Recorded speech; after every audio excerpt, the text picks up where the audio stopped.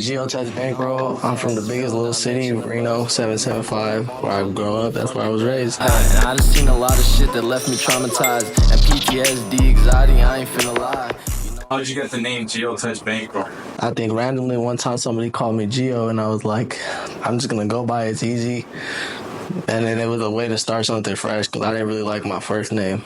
People can't say it right anyways. How long have you been doing music for? I started when I was a kid, maybe 13, 14. And I was more into J. Cole stuff, but I stopped during high school. So I've only been at it for a year already now, since January of last year. So, a little bit. What motivated you to start doing music? I think my uncle, shout out to my uncle Pats, he definitely got me into rapping when I was young. But I think the more recent one, shout out to my boy Killer Goon. He took me on to his first show and kind of reminded me of what I wanted to chase as my dream. So, never give up on your dream. Chase whatever your fucking heart tells you. So, from that moment, I started grinding harder than I thought I could, for sure. What was your first song ever, and what was the whole process of making it? My first song was with my uncle. If you guys remember, like most people, if they remember my old name, they can find it on SoundCloud because I never deleted it. I don't have the account to delete it. So if they find it, they'll find it. But my uncle basically had his own home studio. I went up in there, went with him. We recorded some shit. I was like 13, so I was hella young. But he definitely showed me how. And he had the FTL studio, the Little Fruit. And I was like, damn. So that's when I first wanted to like really rap and shit. For sure. Which rapper do you look up to the most when it comes to music? I really started growing on to Draco the Ruler, for sure. But when I was younger, I was definitely on some Kendrick and J. Cole. I would definitely say that right now. I still listen to some of the old school shit, but I'm still stuck on some new people like MB Nail. I listen to the occasional EBKJ and stuff like that, but I think my top rock, like Meek Mill, still one of my top ones. But definitely gotta be like Big Sad 1900. Artists like that spit like that real shit, but it's still gang shit, you get me? Yeah. Hell yeah, those are my favorite ones, bro. Who are your top 5 favorite rappers from Reno? From Reno? From Reno. Oh man, well, I gotta say myself first. I always gotta say myself because I love my own music. I gotta say Killer Goon, obviously. Shout out to my boy, he's also my cameraman, Young Rima. Go check him out on Spotify, Apple, all platforms, YouTube. That's my real dog. Lil Deezy's good. I really blessed that fool that he got where he's at. Hell yeah. My boy Benny's coming up. Shout out to Benny. And then I think my other favorite is got to be... There's a couple rappers out here, I'm not gonna lie. Damn, but I can't think about the last one. I think Natalie's pretty good. She's pretty good. What's the story on how you got your first show and how it went? Well, I think my first show, I'll never forget the feeling of going on my first show. I was so, I wasn't scared, but I was nervous. I didn't want to forget anything, but I remember getting it because I started talking to the promoter that I knew because I seen the poster, and then I kind of just went and worked around and asked people who the promoters were and got it booked. And it was for a Cito. I'll always remember it was for a Cito, bro. And I'll never forget the crowd. All my boys were there. I brought out the whole gang. I had my little brother Flacco was there. Free him. Juju was there. Free Juju. It was hella lit, bro. Everybody was yelling. Like, they didn't expect me to be up there. And, I came in with some hot shit. I always remember PTSD. It's the first song I was fucking rapping when I got there, so everybody was jumping for it. It was a dope-ass feeling. So comparing it to the ones I do now, I'll say that... if I say the ones I do now, I try to come up with some more hot shit that's going to make the club jump for sure. I could see, which type of music they liked. And, I really try to get it popping better than the last one. I always try to do that shit. For sure. So what's one of your future collabs with someone that you want to work with? What's your all-time dream collab, dead or alive? Well, like I said, Draco, if he was alive for sure, that would have been my dream collab. I also really like Briss. Briss was a really good artist. A lot of the artists that I really wish that I kind of listen up to now and still reminisce on some of the songs that they have. There's Lil Travieso was pretty good, but maybe for someone alive at some point, bro. Like I said, I was really on J. Cole. If I could ever get that level, bro, that would be crazy, bro. That would be some dope ass shit. But he's definitely where I came from for sure. Because every song I did in my old years when I was 13, they were J. Cole type beats on YouTube, bro, all the time. Never anybody else, bro. So you went to Reed High School. Yeah, white ass school. How was Reed High School? It was cool. It was hella white people. I ain't gonna lie. There wasn't a lot of Mexicans. There wasn't a lot of blacks. It was hella whitewashed, but it was cool up until like junior year, because then I started bouncing from there and Spark High School.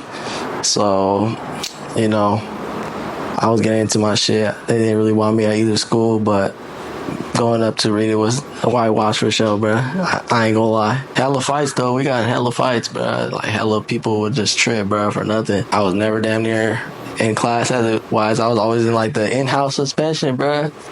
It got me hella fucked up. How would you say your parties were back then? Shit. I think it's because like, we were young, bro. So, like, there's hella more times where people would slide through.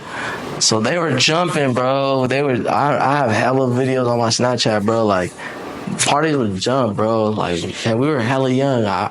So, like, right now, it's kind of the same, but I don't try to, get too many people. It's crazy nowadays, though. But for sure, it used to be jumping. I remember that. It's like your all-time goal, like if you do it, you're finally gonna be able to say I made it. I just want to get my mama before she passes, bro. That's my goal, bro. I just want to get her whatever that she wanted, whether it's buy her a house or get her, like, she wants an RV, like one of the big ass trailer camping houses. She wants one of those hella bad, bro. So I'm like, if I ever get that, just believe that she's gonna have that world, bro. I'll put too much stress on her. So that's how I know I made it. As long as my mama out of all that shit that she, we put her through and shit. My mama's. How was life growing up? I didn't have my pops, to be honest. So growing up, I really struggled to, like, really learn my right from wrong. But I definitely know better now. I'm definitely going to be like saying that I learned a lot growing up. I did a lot of mistakes, but I also learned from them. You got to make mistakes to learn not to make the same mistake. You feel me? So I always remember everything that taught me to where I am right now. Like I said, it was kind of rough because I was the older brother, because it's just my younger brother and I got hella sisters. So it wasn't that easy. I had to grow up kind of fast, to be honest. So, I think more than, like, older people, just because I had to grow up quick, for sure. So we were going through your Instagram, and we found a picture of you with Young Jock. Oh, yeah. How did that come about? Okay, so I remember it was the day after his show. I thought he might have just left the sack right after the show that they did all here. But I woke up hella early because I was trying to go get some kicks at Global Goods, bro. Shout out to Global Goods. I just remember I woke up the same, like, maybe 30 minutes before the store opened. I think they opened at 11. I was like, I'm about to get there so I don't see nobody, because I was trying to, I ain't trying to be all, like, caught up, bro. Like, fuck all that. And then I just remember pulling up, and then I seen him, and he was just walking out when I was about to walk in. And I was like, oh, wait, that's Jog. And he had hella people with him, to be honest. And I was just like, hey, like, let me get a picture, because I didn't make it to the show the other day. And I was like, can I get a picture? Just chopped it up with him. And it was cool, bro. It was just hella random, hella lucky. Like I said, it was the day after the show. I thought he would have left the town by now. That shit was hella cool, though. One thing we noticed about you is you got one of the flyest, hardest fits in the city, bro. Who inspires you to dress? Like, what is your inspiration behind your fashion? I mean, I started dressing up quick.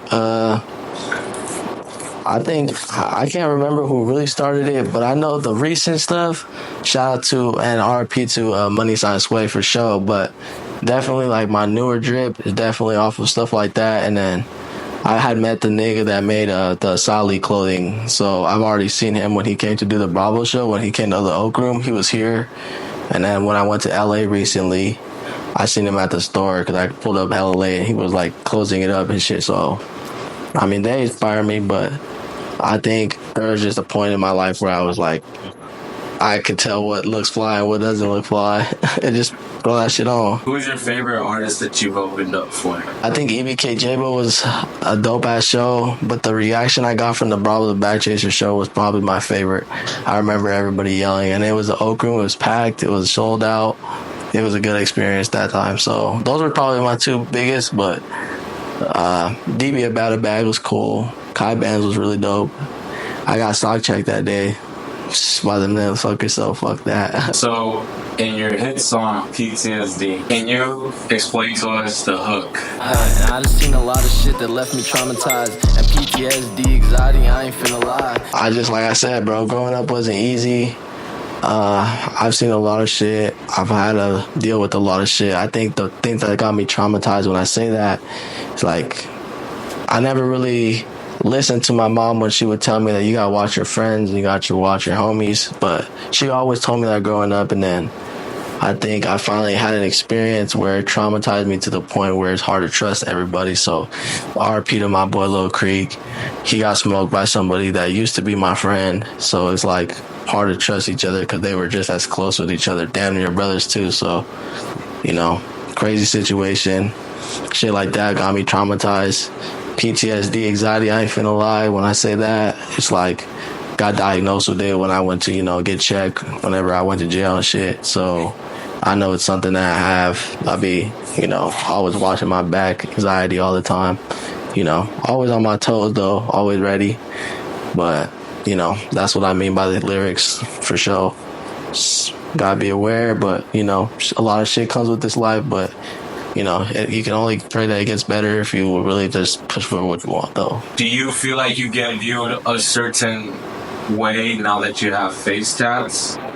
I could say, yeah. I think people judge books by their cover for sure, but once I start speaking to them and they really get to, hear me and understand, they start to, open up more. They kind of get to realize you can't judge nobody off of whatever, I did them when I was young, so I've had them for a while now. So, I've seen it.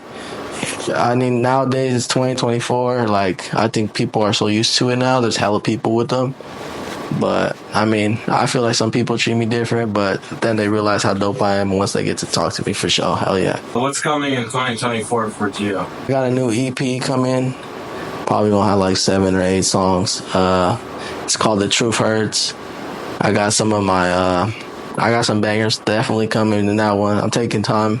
All my other stuff, that was shit I took my time with too, but I definitely got this one for those that feel the emotion, all that type of shit. It's definitely gonna hit. That's gonna be one of my favorite ones for sure. So expect that. I got a couple music videos I haven't dropped, but I've put my snippets out. Those are gonna drop too. I got some shit until the end of the year, and then 2025 I'm only gonna come as hot as or even higher than what I did this year for sure. I now open up the floor to anything you want to put out there. Go get your shit from High Vision. So shout out High Vision. Shout out Young Rima. Go, like I said, check out him on all platforms. Shout out to my dog Killer Goon for sure, bro. Shout out to Pats. Like I said, free Flacco, free Juju.